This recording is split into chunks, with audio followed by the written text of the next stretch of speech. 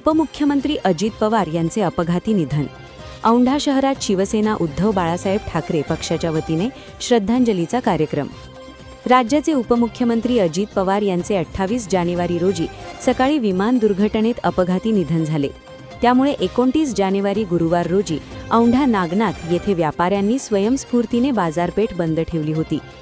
औंढा शहरातील शासकीय विश्रामगृहात सकाळी 11 वाजता उपमुख्यमंत्री अजित पवार यांच्या प्रतिमेस पुष्पहार अर्पण करून शिवसेना उद्धव बाळासाहेब ठाकरे पक्षाच्या वतीने भावपूर्ण श्रद्धांजली वाहण्यात आली।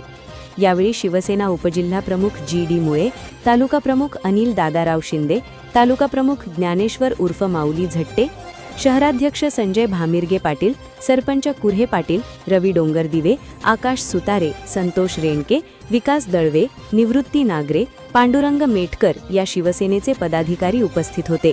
यावेळी कार्यकर्त्यांनी अजितदादा अमर रहे च्या घोषणा दिल्या। अमर रहे, अमर रहे।